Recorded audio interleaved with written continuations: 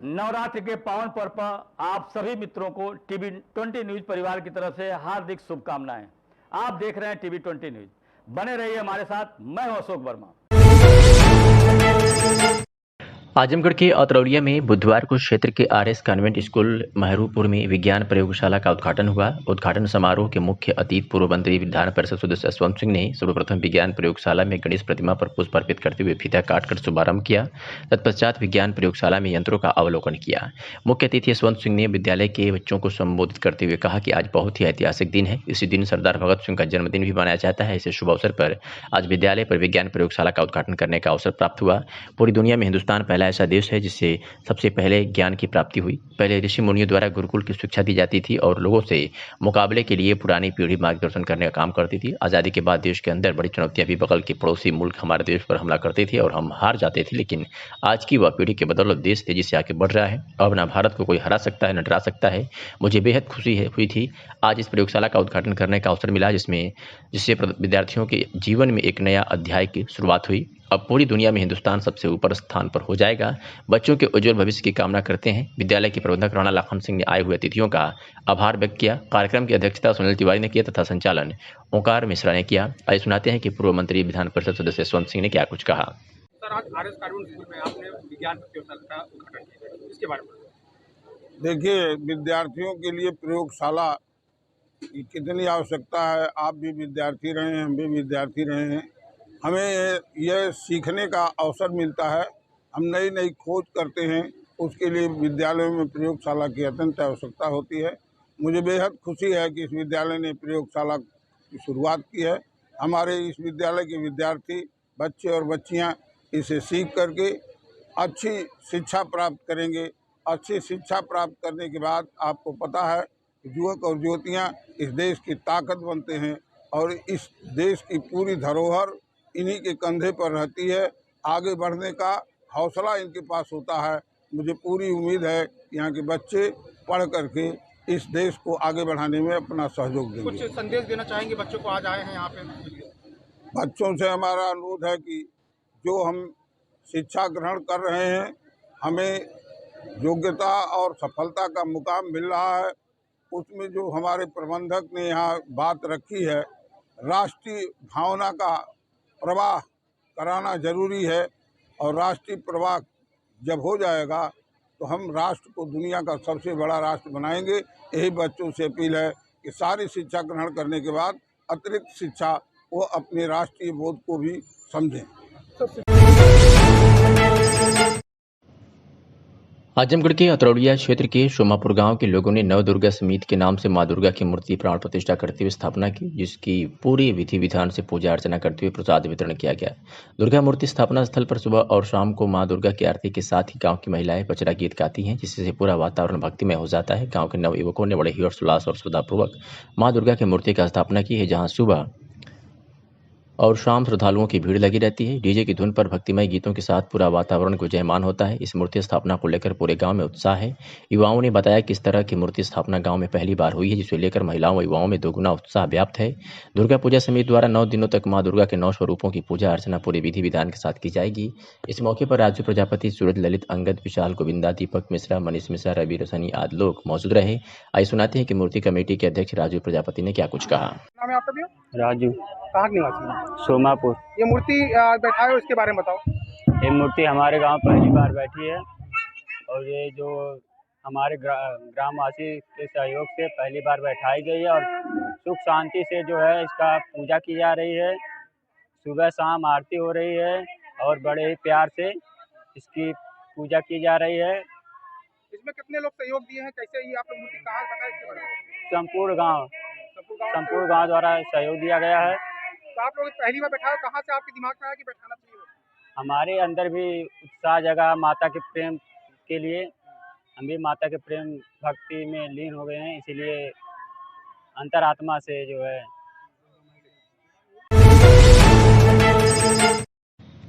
BCM व Shriram group का फिनिस्टा brand का दरवाजा व जंगले का भव्य शोरूम डालमिया एजेंसी का उद्घाटन हुआ, जो करतारपुर तिराहा बाईपास के पास शकुंतला मैरिज हॉल आजमगढ़ के पास है। डालमिया एजेंसी के मालिक प्रत्यूष डालमिया ने बताया कि यह दरवाजा व जंगला ऑफिस, होटल, मकान आदि कार्यों में लगा जा सकता है, जो फायर प्रूफ, दीमक प्रूफ, मेंटेनेंस फ्री है, जो 10 साल की गारंटी के साथ ही 30 साल तक रंग भी नहीं छोड़ेगा। यह दरवाजा जंगला हर डिजाइन व अलग अलग रंग में उपलब्ध है। ऑर्डर मिलते ही कंपनी द्वारा आपके ऑफिस, होटल या घर पर पहुंच जाएगा। इसको लगाने के बाद रंगाई व अन्य मेंटेनेंस की जरूरत नहीं पड़ेगी। यह जहां भी लगेगा उस स्थान की शोभा बढ़ाने में 4 चांद लगा देगा। कार्यक्रम में फिल्मी हस्तियां, सामाजिक संगठन, शहर के व्यवसायिक गणमान्य नागरिकों के साथ ही काफी संख्या में पत्रकार मौजूद थे। सौरभ डालमिया ने आए हुए सभी अतिथियों का स्वागत किया व आभार व्यक्त किया। आपका परिचय क्या नाम है? मैं प्रत्यूष डालमिया। आज कैसा शोरूम किया गया था? ये DCM श्री राम ग्रुप का फिनेस्टा ब्रांड है, जो UPVC के विंडोज़ और डोर्स बनाता है, और आज के बाद आने वाले समय में अगले 30-40 साल तक इसी तरह के डोर्स विंडोज़ यूज़ होंगे। इनकी बहुत ही बढ़िया कंस्ट्रक्शन यूनिट है और ये कस्टमाइज विंडोज़ और डोर्स देते हैं जो मार्केट में कोई नहीं देता है। किसी भी कस्टमर को अपने घर में, ऑफिस में, होटल में कहीं भी लगाना है तो एक तो इनके विंडोज़ साउंड प्रूफ होती है, और दूसरा है कि किसी तरह का फायर प्रूफ है, दीमक प्रूफ है, वाटर प्रूफ है, मेंटेनेंस फ्री है, 10 साल की कंपनी वारंटी देती है और 30 साल तक तो इसका रंग भी नहीं फेड होता है। क्या क्या खासियत इसमें लोगों को आकर्षित करने की? खासियत एक तो ये तमाम कलर में, तमाम उसमें डिज़ाइंस में है। दूसरा ये है कि इसकी जो विंडोज़ है इतनी मजबूत है और इसका लुक जो है इतना ग्रेसफुल है कि अगर मकान में ये विंडो लग जाए तो अपने आप ही उस मकान खिल उठता है। आज आजमगढ़ में पहली बार इस तरह का शोरूम खोला गया है। ये आजमगढ़ पूर्वांचल का पहला शोरूम है और यहीं से आजमगढ़, मऊ, गाजीपुर, बलिया सारे ज़िले कैटर होंगे। इसी शोरूम से वहाँ के कस्टमर ये माल पाएंगे। कम से कम कितनी प्राइस से चालू हो रहा है? इसमें कम से कम और ज़्यादा नहीं है कुछ। जितनी बड़ी विंडो चाहिए उतनी बड़ी फैक्ट्री से बन के आ जाएगी, जितना भी कस्टमर को रिक्वायरमेंट है, क्योंकि ये कस्टमाइज बनाते हैं। आपके यहाँ नाप लेंगे और नाप लेके लाके लगा देंगे, इसलिए कम और ज़्यादा का बहुत महत्वपूर्ण विषय नहीं है इसमें। लोगों को क्या संदेश देना चाहेंगे? लोगों को ये संदेश देना चाहेंगे कि एक नई चीज़ है, नई तकनीक है, आने वाला समय इसका है, और इसको अगर वो पसंद करते हैं तो एक तो मेंटेनेंस फ्री है और उनके घर के और ऑफिस की जो लुक है, जो वो है, वो उसको भी बढ़ाती है, सौंदर्य को बढ़ाती है।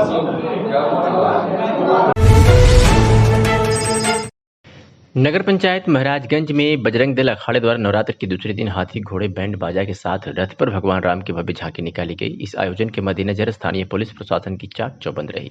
बता दें कि हिंदू पौराणिक मान्यताओं के अनुसार शारदीय नवरात्र व विजयादशमी का पर्व धर्म की स्थापना करते हुए बुराई पर अच्छाई की जीत का प्रतीक है। हिंदू धर्म ग्रंथों के अनुसार बुराई के पर्याय बन चुके रावण के समूल नाश के लिए भगवान राम ने रामेश्वर में 9 दिन तक नवों दुर्गा की उपासना के फलस्वरूप 10वें दिन रावण का संहार किया था। अखाड़े द्वारा आयोजित झांकी पुराने राम जानकी मंदिर से निकलकर हनुमानगढ़ी में बजरंग चौराहा स्थित राम जानकी मंदिर से होते हुए भैरव जी तिराहा, नया चौक व पुराना चौक के रास्ते राम जानकी मंदिर पर समाप्त हुआ। झांकी के दौरान बजरंग दल अखाड़ा के खिलाड़ियों ने हर चौराहों पर अपना करतब दिखाया और बाजे गाजे के साथ करतब दिखाते हुए बड़े हर्षोल्लास के साथ झांकी का समापन किया, जहां बजरंग दल अखाड़ा के संयोजक गण अजय मिश्र, सुनील जायसवाल, वीरेंद्र शर्मा व अखाड़े के उस्ताद नौमी जायसवाल ने पूरी झांकी का संचालन किया। तो वहीं सीयू सगड़ी व थाना प्रभारी कमलकांत वर्मा झांकी की सुरक्षा व्यवस्था में पुलिस बल के साथ तैनात रहे।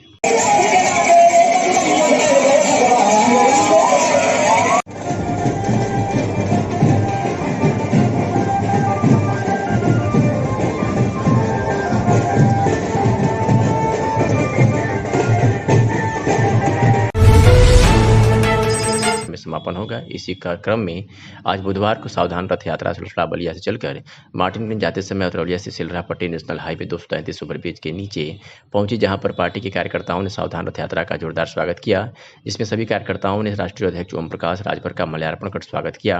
पत्र प्रतिनिधियों से वार्ता कर ओम प्रकाश राजभर ने 2024 चुनाव को लेकर कहा कि कांग्रेस तो हाशिए पर चली गई है, वही बसपा भी 2017 में एक सीट पर ही सिमट कर रह गई। सपा और ओम प्रकाश राजभर साथ रहकर 47 से 125 सीट पहुंचा दिए। अब समाजवादी पार्टी के साथ नहीं है, जिससे यह स्पष्ट हो रहा है कि ओम प्रकाश राजभर की रुझान भाजपा की तरफ जा रही है। रथ यात्रा के स्वागत में सैकड़ों कार्यकर्ता मौजूद रहे। आइए सुनाते हैं कि राष्ट्रीय अध्यक्ष ओम प्रकाश राजभर ने क्या कुछ कहा। जो रथ निकाली गई इसका उद्देश्य क्या है? देखिए, आज़ादी के 75 साल में इस देश में रहने वाले आहिर, गडेरी, कुंभी, कोयरी, भार, चमार, मुसहर, धोबी, खट्टिक, पासी, केवट, बिंद, मला, जुल्हा, दुनिया, अंसारी, शेख सैयद, पठान, चौहान, ठाकुर, ब्राह्मण, बनिया, लाला, गुण, खरवार, बिहार, आरक, अर्कबंसी, बंजारा, बहेलिया, खंघार, इनमें जो गरीब कमजोर लोग हैं इनको हिस्सा नहीं मिल रहा है। आप अपने आजमगढ़ में उठा के देखें 38 थाने हैं, अगर खोजेंगे तो प्रजापति का बेटा, नाई का, गोंड का, बिंद का, मल्लाह का, राजभर का, चौहान का, बारी का, बियार का, कहार का बेटा दरोगा नहीं मिलेगा। 75 साल हो गए। इस नाते इस यात्रा का मुख्य उद्देश्य है जातिवार जनगणना, जातियों की गिनती होगी तभी इनको बराबर हिस्सा मिलेगा। बाबा साहब डॉक्टर अम्बेडकर जी ने संविधान में व्यवस्था दिया है हर 10 साल पे जातिवार जनगणना। 2 तरह की शिक्षा है, देश एक है, संविधान एक है, राष्ट्रपति एक है, तो फिर 2 तरह की शिक्षा क्यों? गरीब के बेटा बेटी के लिए अलग, अमीर के बेटा बेटी के लिए अलग। जब कोई परीक्षा होती है नौकरी के लिए तो पेपर एक आता है, चाहे वो सरकारी में पढ़े चाहे प्राइवेट में। तो ऐसी स्थिति में जब पेपर एक आता है तो हम लोगों की मांग है, हम लोगों की चाहत है, गरीबों को जगा रहे हैं कि देश में एक समान, अनिवार्य और फ्री शिक्षा लागू हो। आज RBI से, रिजर्व बैंक ऑफ इंडिया से जब देश के उद्योगपति कर्ज लेते हैं 1000 करोड़, 1500 करोड़, 2000 करोड़, 800 करोड़, तो जब उनके ऊपर विपत आती है तो उनके कर्जे माफ हो सकते हैं। तो फिर गरीब कमजोर लोग जो हैं, जो घरेलू बिजली का बिल, पंखा और लाइट जलाते हैं, तो इनका बिल क्यों नहीं माफ होता है? इनके घरेलू बिजली के बिल माफ करने के लिए इनको जागरूक कर रहे हैं। आज देश में गरीब इलाज के बगैर परेशान है, तो हम लोग एक कानून चाहते हैं, कोई भी गरीब किसी जाति धर्म का हो, अगर बीमार होता है, इलाज कराना, ऑपरेशन, तो सरकारी पैसे से उसका इलाज कराया जाए, चाहे वो प्राइवेट में करावे चाहे सरकारी में। इन तमाम चीजों को लेकर के हम लोग यात्रा निकाले। बातें लगभग सभी सत्य हुई है। 2024 में बदलाव होगा कि मोदी का मैजिक फिर चलेगा? हम 24 में बताएंगे। क्या लगता है सर, इस वक्त की गठबंधन के लिए आप? नहीं, देखिए, कांग्रेस हाशिए पर है यूपी में। हम यूपी की बात करें तो दिल्ली की सारी ट्रेनें यूपी से होके जाती हैं, है ना। और बसपा को आपने देख लिया 17 में 1 सीट 25-22 में, और समाजवादी पार्टी को भी ओम प्रकाश राजभर साथ रहे तो 47 से 125 पहुंचा दिए, हट गए हैं। अब आप समझ लीजिए। चर्चा है कि राहुल गांधी के साथ आपका संपर्क है? राहुल गांधी, हमारा तो देश में सबके साथ संपर्क है। हम सबसे बतियाते हैं लेकिन काम जनता का करते हैं। इनको जागरूक कर रहे हैं कि जागो तभी सवेरा है। क्या विचार है किसकी तरफ जाने का कुछ अभी? अब आने दीजिए, खोखी आवे के सवेरे तो मुंह संजा के। कोतवाली पुलिस ने चेकिंग के दौरान 3 चोरी के मोटरसाइकिल के साथ एक चोर को गिरफ्तार किया है। बता दें कि 27 सितंबर 2022 को प्रभावित निरीक्षक शशिचंद्र चौधरी व उप निरीक्षक प्रदीप कुमार मिश्रा सहित पुलिस बल चर्च चौराहे के पास पुलिस बल को सूचना मिली कि एक अपराधी नरौली की तरफ से मोटरसाइकिल से आ रहा है। इस सूचना पर पुलिस वाले योजनाबद्ध तरीके से इंतजार कर रहे थे कि एक मोटरसाइकिल सवार पकड़ लिया गया तथा पूछताछ पर अपना नाम सुरेश राजभर पुत्र लालमन राजभर निवासी नेवादा थाना कप्तानगंज जनपद आजमगढ़ बताया तथा उसके पास से एक चोरी की मोटरसाइकिल बरामद किया तथा निशानदेही पर पुरानी जेल खंडहर से 2 अवैध मोटरसाइकिल और बरामद किया गया। अभियुक्त शैलेश उपरोक्त को कारण गिरफ्तारी बताकर नियमानुसार लगभग 11 बजे छोड़ दी। पुलिस हिरासत में लिया गया तथा अग्रिम कार्रवाई की जा रही है। आजमगढ़ से खबर है, जहां हर व्यक्ति का सपना होता है कि उसका एक सुंदर सा अपना घर हो, और उसी सपने को साकार करने के लिए करतालपुर बाईपास के समीप डालमिया एजेंसी के नए शोरूम का उद्घाटन सांसद दिनेश लाल यादव निरुआ ने फीता काट कर किया। यूपीवीसी एल्युमिनियम विंडोज और दरवाजे बनाने वाली प्रमुख कंपनी फिनिस्टा DCM श्रीराम लिमिटेड अपना देश भर में विस्तार कर रही है। विस्तार योजना के तहत कंपनी विभिन्न राज्यों में अपने नए रिटेल स्टोर खोल रही है। अब कंपनी ने आजमगढ़ जिले के करतालपुर तिराहे पर फिनिस्टा के उत्पाद रेंज में डिजाइनर एवं प्रीमियम स्लाइडिंग खिड़कियां, दरवाजे आदि शामिल किए हैं। इस कंपनी द्वारा बनाए गए दरवाजों खिड़कियों की खासियत यह है कि इनमें लकड़ी का प्रयोग नहीं होता, दीमक लगने का कोई डर नहीं, पानी का कोई भी प्रभाव नहीं पड़ता, धूप में इसका रंग फीका नहीं होता। इस मौके पर कंपनी से आयब Shikhar Hasan, joint commissioner Ayub, Bhojpuri film अभिनेत्री दुबे आदि लोग, अमरपाली दुबे आदि लोग मौजूद रहे। क्या कुछ कहा दिनेश लाल यादव निरुआ सांसद आजमगढ़ ने, सुनिए। सर, नवरात्र के अवसर पर ये शोरूम खुला है, क्या कहना चाहिए? सबसे पहले तो आप सभी को नवरात्रि की बहुत बहुत शुभकामनाएं। और नवरात्रि के अवसर पे ये आजमगढ़ में एक अपने आप में अनोखा शोरूम खुला है जो आसपास में किसी भी ज़िले में नहीं है। और निश्चित रूप से जिस तरह से पर्यावरण की सुरक्षा को लेकर के पूरी दुनिया आज सतर्क हुई है, उसमें ये बहुत ही कारगर साबित होगा कि जैसे लकड़ी का इस्तेमाल बिना किए हुए, बिना पेड़ पौधे को काटे हुए और अलग अलग डिज़ाइन के खिड़कियों का निर्माण करने के लिए जिसको मतलब जैसा बनवाना है वो इस शोरूम पे आके और यहाँ ऑलरेडी सब लगा हुआ है। वो देख करके और अपने पसंद की खिड़की वो अपने कार्यालय में, अपने घर में जहाँ भी उनको लगवाना है, बनवा सकते हैं। तो एक बहुत ही नया कॉन्सेप्ट आया है आजमगढ़ में और मैं बहुत शुभकामना देता हूँ। और आप सभी लोगों को भी इसके बारे में जितना ज़्यादा से ज़्यादा लोगों को आप बताएंगे तो उतना ही ज़्यादा ये प्रचारित होगा। आपका परिचय क्या नाम है? मैं प्रत्युष डालमिया। आज कैसा शोरूम किया गया था? ये DCM श्री राम ग्रुप का फिनेस्टा ब्रांड है जो UPVC के विंडोज़ और डोर्स बनाता है और आज के बाद आने वाले समय में अगले 30-40 साल तक इसी तरह के डोर्स विंडोज़ यूज़ होंगे। इनकी बहुत ही बढ़िया कंस्ट्रक्शन यूनिट है और ये कस्टमाइज विंडोज़ और डोर्स देते हैं जो मार्केट में कोई नहीं देता है। किसी भी कस्टमर को अपने घर में, ऑफिस में, होटल में कहीं भी लगाना है तो एक तो इनके विंडोज़ साउंड प्रूफ होती है और दूसरा है कि किसी तरह का फायर प्रूफ है, दीमक प्रूफ है, वाटर प्रूफ है, मेंटेनेंस फ्री है, 10 साल की कंपनी वारंटी देती है और 30 साल तक तो इसका रंग भी नहीं फेड होता है। क्या क्या खासियत इसमें लोगों को आकर्षित करने की? खासियत एक तो ये तमाम कलर में, तमाम उसमें डिज़ाइंस में है। दूसरा ये है कि इसकी जो विंडोज़ है इतनी मजबूत है और इसका लुक जो है इतना ग्रेसफुल है कि अगर मकान में ये विंडो लग जाए तो अपने आप ही उस मकान खिल उठता है। आज आजमगढ़ में पहली बार इस तरह का शोरूम खोला गया है। ये आजमगढ़ पूर्वांचल का पहला शोरूम है और यहीं से आजमगढ़, मऊ, गाजीपुर, बलिया सारे ज़िले कैटर होंगे। इसी शोरूम से वहाँ के कस्टमर ये माल पाएंगे। कम से कम कितनी प्राइस से चालू हो रहा है? इसमें कम से कम और ज़्यादा नहीं है कुछ। जितनी बड़ी विंडो चाहिए उतनी बड़ी फैक्ट्री से बन के आ जाएगी। जितना भी कस्टमर को रिक्वायरमेंट है, क्योंकि ये कस्टमाइज बनाते हैं, आपके यहाँ नाप लेंगे और नाप लेके लाके लगा देंगे, इसलिए कम और ज़्यादा का बहुत महत्वपूर्ण विषय नहीं है इसमें। लोगों को क्या संदेश देना चाहेंगे? लोगों को ये संदेश देना चाहेंगे कि एक नई चीज़ है, नई तकनीक है, आने वाला समय इसका है और इसको अगर वो पसंद करते हैं तो एक तो मेंटेनेंस फ्री है और उनके घर के और ऑफिस की जो लुक है, जो वो है, वो उसको भी बढ़ाती है, सौंदर्य को बढ़ाती है। जन अधिकार पार्टी के तत्वावधान में जिला स्तरीय महिला सम्मेलन ग्राम सभा लोहरा विधानसभा तरौलिया में एक कार्यक्रम का आयोजन किया गया, जिस कार्यक्रम के मुख्य अतिथि प्रदेश सचिव उर्मिला राजभर एवं प्रदेश महासचिव दिनेश वर्मा रहे। सर्वप्रथम जन अधिकार पार्टी के कार्यकर्ताओं ने मुख्य अतिथियों का माला पहनाकर स्वागत किया। जन अधिकार पार्टी के तत्वावधान में जिला स्तरीय महिला सम्मेलन, जिसमें महिलाओं को बाबू सिंह कुशवाहा की तरफ से महिलाओं को 50% भागीदारी संगठन में देने की बात रखी गई तथा प्रत्येक सोमवार को जिला व तहसील मुख्यालय पर ज्ञापन देने की बात रखी गई। सभा को संबोधित करते हुए मुख्य अतिथि ने कहा कि जिला स्तरीय महिला सम्मेलन किया जा रहा है, यह उत्तर प्रदेश के 75 जिलों में किया जा रहा है। हम लोग गांव-गांव जाकर जन अधिकार पार्टी के द्वारा अपने राष्ट्रीय अध्यक्ष द्वारा कही हुई बातों को महिलाओं तक पहुंचाते हैं और महिलाओं को जागरूक भी करने का कार्य किया जाता है, जिसमें मुख्य तौर से जाति जनगणना कराने की मांग की गई। आइए सुनाते हैं कि मुख्य अतिथि प्रदेश सचिव उर्मिला राजभर और प्रदेश महासचिव दिनेश वर्मा ने क्या कुछ कहा। मेरा नाम उर्मिला राजभर है। मैं जन अधिकार पार्टी की प्रदेश सचिव हूँ और मैं गाजीपुर जिले की रहने वाली हूँ। आज यहाँ पर आप लोगों का कार्यक्रम लोहरा में चल रहा है, किस प्रकार का कार्यक्रम है, इसके बारे में बताइए। यहाँ जो महिला सम्मेलन के तहत कार्यक्रम रखा गया था, बहुत अच्छा कार्यक्रम चल रहा है। किस तरह का कार्यक्रम है, क्या बताइए अभी आपने जो है अपने पदाधिकारियों को? हम अपने पदाधिकारियों को और अपने मातृशक्ति को यही बताए हैं कि हमारी इस देश में 50% भागीदारी है। चूँकि हम उसको समझ नहीं पा रहे हैं, इसलिए हम लोग को 50% भागीदारी नहीं मिल रही है। यही हम अपने मातृशक्ति को बताएं कि किस तरह से ये 50% की भागीदारी हमें मिलेगी। मेरा नाम दिनेश कुमार वर्मा है, बनारस जिले का रहने वाला हूँ, जन अधिकार पार्टी का प्रदेश महासचिव हूँ।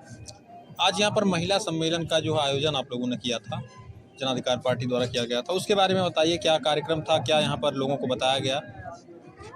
आज महिला जो सम्मेलन आजमगढ़ जिले में जो था, तरौलिया विधानसभा के अंतर्गत, ये कार्यक्रम उत्तर प्रदेश के हमारे 75 जिलों में माननीय राष्ट्रीय अध्यक्ष जी के निर्देशानुसार महिला सम्मेलन चल रहा है। हम लोग गांव-गांव जाके महिलाओं को एकजुट करके जन अधिकार पार्टी अपनी राष्ट्रीय अध्यक्ष जी द्वारा कही गई बातों को बताते हैं और उनको जागरूक करने का हमारा कार्यक्रम है। ठीक।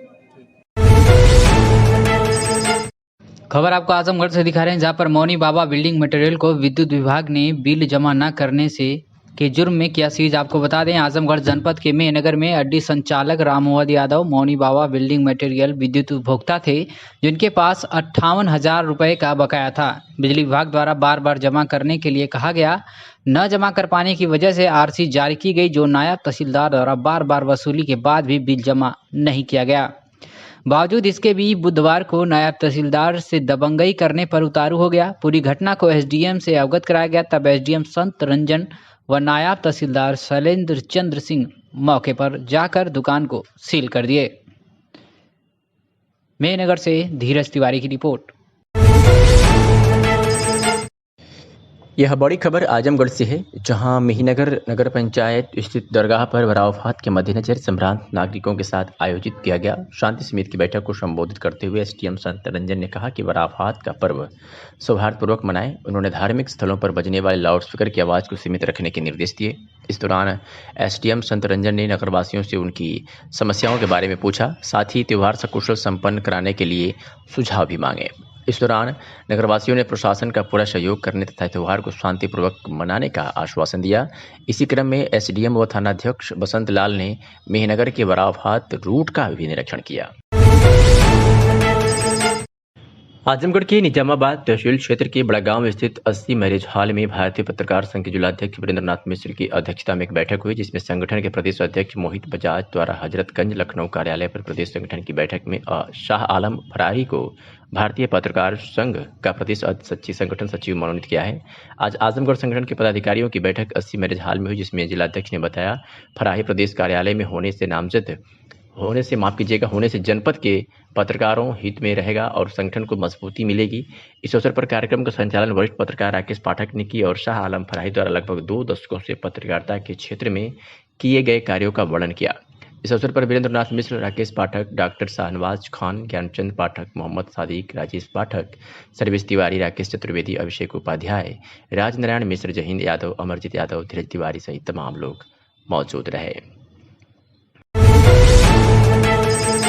मेहनगर की नगर पंचायत अध्यक्ष अशोक चौहान की अध्यक्षता में बुधवार को आगामी दशहरा के मेले की तैयारी हेतु बैठक संपन्न हुई। इस दौरान श्री चौहान ने सफाई व्यवस्था हेतु सफाई नायक व सफाई कर्मचारियों को निर्देश दिया कि नगर में कहीं भी सफाई को लेकर कोई समस्या ना हो, कि कहीं से मुझे कोई शिकायत सुनने को ना मिले।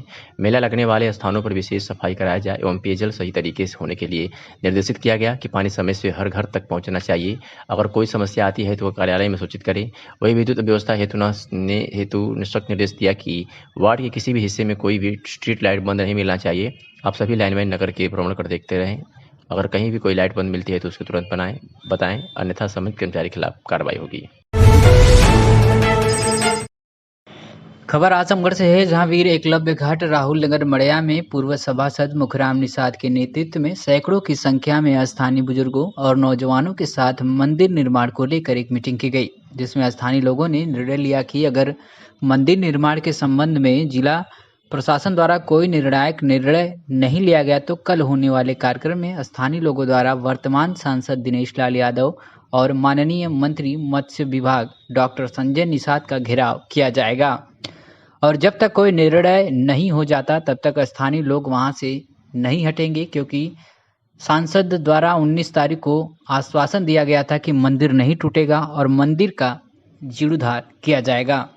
इस संदर्भ में मुखराम निषाद पूर्व सभासद द्वारा सांसद जी को पत्र देकर यह बात कही गई थी। बैठक में दरमियान स्थानीय लोगों में विनय निषाद, छोटे निषाद, केदार निषाद, पलटन निषाद, सुधाकर निषाद, हवलदार निषाद, सुभाष निषाद, लालचंद निषाद, विजय चौधरी, सोनू चौधरी, बंटी चौधरी, संजय निषाद, दिनेश के साथ सैकड़ों की संख्या में लोग उपस्थित थे, जिन्होंने एक स्वर में मंदिर निर्माण के लिए किसी भी हद तक लड़ने की बात कही। यह भी कहा कि पूर्व साइड में बनने वाला पार्क हम लोगों के नंबर में है। यदि मंदिर का निर्माण नहीं होगा तो तूफान का निर्माण भी संभव नहीं है। क्या नाम है? मुखराम निषाद, पूर्व सभासद। अच्छा, क्या मामला आप लोग यहाँ बैठक किए हैं? मामला ये है कि हम लोग का प्राचीन काल का लगभग 4-5 पुश्तों का पुराना मंदिर है और ये ब्रिटिश पीरियड का मंदिर है, जिसमें हमारे समाज के और अगल बगल के 2-4 मोहल्ले के लोग अपनी दैनिक क्रिया के साथ साथ शादी विवाह और अन्य उत्सव कार्यक्रम यहीं पे करते हैं। यहाँ पर छठ पूजा का बहुत बड़ा मेला लगता है। करीब हज़ारों की संख्या में महिलाएं दर्शनार्थी आते हैं। और पिछले बाढ़ के दरमियान, जब बरसात हुई थी, बाढ़ के दरमियान ये मंदिर का दीवार सलसला गया था। उसी दरमियान नगर पालिका प्रशासन के लोगों ने इसके पीछे का जो पेड़ था, बेल का पेड़ था, नीम का बड़ा वृक्ष था, साथ में बरगद और पीपल का पेड़ था, जिसको काट कर फेंक दिया। बगल में उसके जो सारे अवशेष बचे हुए हैं, जो आप चाहेंगे तो हम आपको दिखा देंगे। और उसको हटाने के बाद इस पर जो है अमृत योजना से पार्क का निर्माण जारी करा दिया, जिसके चलते हमारा प्राचीन काल का मंदिर धराशायी हो गया। बजरंगबली का जो और शिव जी का मंदिर था धराशायी हो गया। हमारा धर्मशाला गिरने के कगार पे है। और उसके बाद हमारे कमेटी के जो छठ पूजा की कमेटी के सदस्य थे, उनके ऊपर ईओ ने नोटिस जारी कर दिया कि आप लोगों द्वारा अवैध रूप से जो है मंदिर का निर्माण कराया जा रहा है, जबकि नगर पालिका की ज़मीन है। जबकि आपको बता दें कि यह मंदिर बहुत पुराना मंदिर है। यहाँ पर हमारे पूर्वजों ने इसको देख रेख किया है। हम लोग ये चाहते हैं कि जिला प्रशासन इसको संज्ञान में ले। ये किसी व्यक्ति विशेष का कोई निर्माण नहीं हो रहा है, जबकि बगल में अगल बगल जो शिकायत आपने कहीं किया था? इसकी शिकायत स्थानीय प्रशासन, माननीय एडीएम प्रशासन को और नगर पालिका प्रशासन को और आपके जो एसडीएम सदर को, उसके साथ साथ जिलाधिकारी महोदय को। क्या होगा कोई? माननीय दिनेश लाल यादव सांसद जो हमारे हैं, उन्होंने आश्वासन दिया कि हम मंदिर के साथ साथ पार्क भी बनवाएंगे, लेकिन अभी तक कोई सूचना हमको नहीं मिली है। अगर ये सब नहीं पूरा होता तो क्या आगे? कल का जो कार्यक्रम माननीय मंत्री जी डॉक्टर संजय निषाद मत्स्य विभाग के मंत्री हैं, उनका कार्यक्रम है, साथ में दिनेश लाल यादव जी भी हैं। अगर हमारे मंदिर के संदर्भ में कोई वार्ता अगर हमसे कल नहीं करते हैं, तो हमारे मोहल्ले के सारे बुजुर्ग, हमारी महिलाएं, हम लोग यहाँ पर घेराव करेंगे। और तब तक घेराव नहीं हटाया जाएगा जब तक कि माननीय मंत्री जी और डॉक्टर संजय निषाद और दिनेश लाल यादव निरहुआ यह न कह दें कि आपके मंदिर के साथ कोई छेड़छाड़ नहीं होगा। साथ ही साथ इसके निर्माण के लिए प्रशासन और शासन से आपको जीर्णोद्धार के लिए धन मुहैया कराया जाएगा। तब तक हम लोग उनके आगे जो है घेराव करके बैठे रहेंगे, जब तक कि कोई आश्वासन निर्णायक रूप से